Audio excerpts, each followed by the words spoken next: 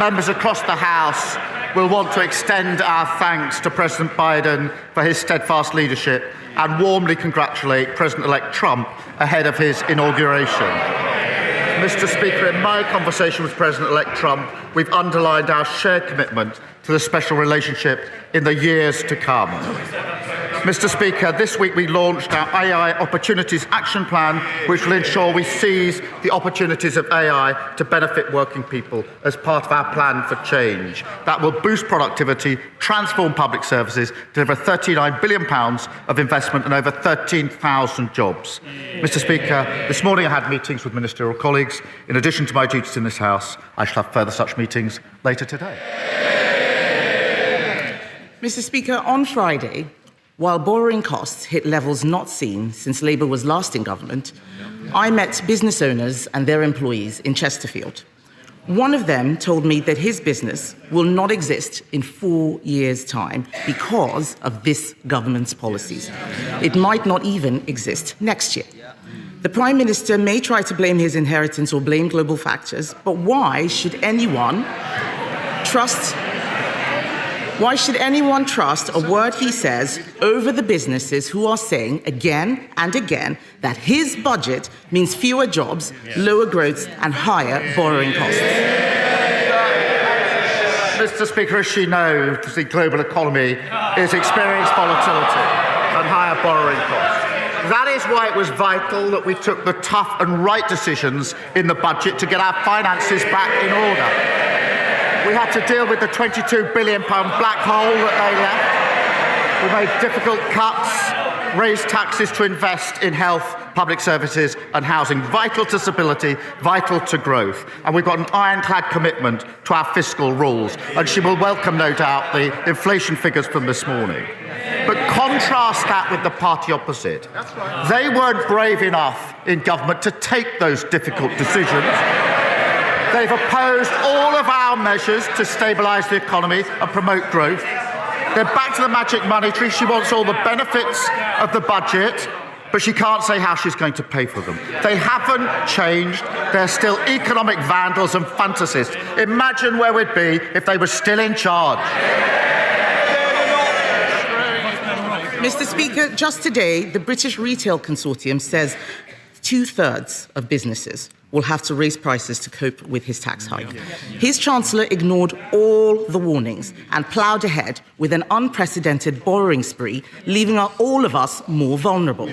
Now we have businesses saying they will raise prices to cover his jobs tax.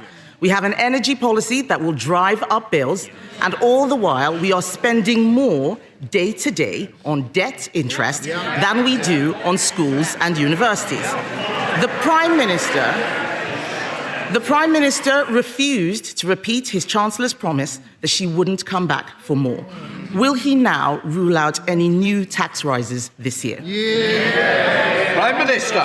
Mr. Speaker, we took the right and difficult decisions at the budget, decisions that they did not have the courage to take, which left us in the mess in the first place.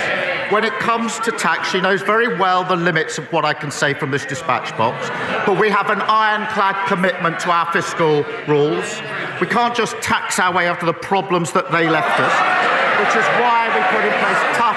They were howling at the spending decisions. They wouldn't take them, and we'll stick to those spending decisions, and our focus is absolutely on growth. But their record, they flatlined the economy. They flatlined the economy, a mini-budget that crashed the economy, worst cost of living crisis in living history, and they left a £22 billion black hole, not taking lessons from them on the economy. He talks about a budget 3 years ago. The borrowing costs last week are at a 27-year high for 30-year gilts. The Chancellor is apparently promising to be ruthless in reducing spending. Let me suggest something that he should cut. There is no way that we should be giving up British territory in Chagos. He is rushing a deal which will be disastrous and which will land taxpayers with a multi-billion-pound bill. Why does the Prime Minister think British people should pay to surrender something that is already ours? Mr. Speaker, we inherited a situation where the long-term operation of a vital military base was under threat because of legal challenges. The negotiations were started under the last government. The then Foreign Secretary came to this House to say why he was starting negotiations and what he wanted to achieve. And he said the aim was to, quote, ensure the continued effective operation of the base. That is precisely what this deal has delivered. Mr. Speaker, there is no one he can blame for this dud deal except himself. At the budget, Labour were congratulating themselves for having the first female Chancellor, instead of ensuring the country had someone actually qualified to do the job. The Prime Minister,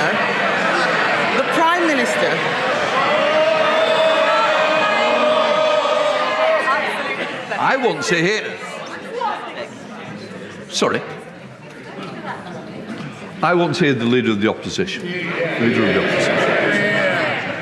Mr. Speaker, the Prime Minister claims he has full confidence in the Chancellor, but the markets clearly do not. Yesterday, the Chancellor repeated her promise to have just one budget per year to provide businesses with certainty. The talk in the city is that she can't meet her fiscal rules, and there will need to be an emergency budget. So does the Prime Minister stand by the Chancellor's commitment that there will be only one budget this year? Prime Minister. She'll be pleased to know the Chancellor will be in place for many, many years to come. She'll outstrip them. Mr. Speaker, if we all thought the politics was about cheap points, I could criticise their chancellors, but I don't have enough time to go through all of the chancellors that they had. We have one budget, that's what we're committed to, strong fiscal rules, and we'll stick to them, unlike the party opposite. Mr. Speaker, at a time of turmoil in the markets, the Prime Minister was distracted by the crisis around the former City Minister. What does it tell us about his judgment that yesterday he said he was saddened that his close friend resigned? This was an anti-corruption minister under criminal investigation for corruption. Mohammed Yunus, the Nobel Prize winner advising Bangladesh, said London properties gifted to the former city minister may be proceeds of robbery. So, will the Prime Minister offer Bangladesh the full support of our National Crime Agency in ensuring that any properties bought with stolen funds are properly investigated? Prime Minister. Mr. Speaker, the former city minister referred herself the independent advisor. He found, as she well knows, there was no breach of the code. He knows that he found there was no wrongdoing, and the former minister fully cooperated. She referred herself a week ago Monday. I got the report yesterday, and she resigned yesterday afternoon. Compare that with the shadow foreign secretary, who breached the ministerial code. Her predecessor, Batu, ignored it.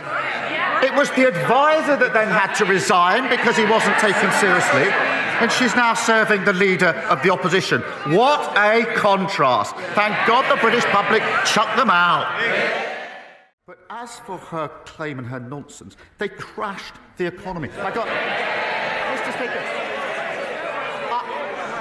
I got a letter this week from a Tory voter in a Labour seat. I hope they don't mind me saying who it was. It was Liz Truss. Mr. Speaker, it wasn't written in green ink, but it might as well have been. She was complaining that saying she'd crashed the economy was damaging her reputation. It was actually crashing the economy that damaged her reputation. Mr. Speaker, what have we heard?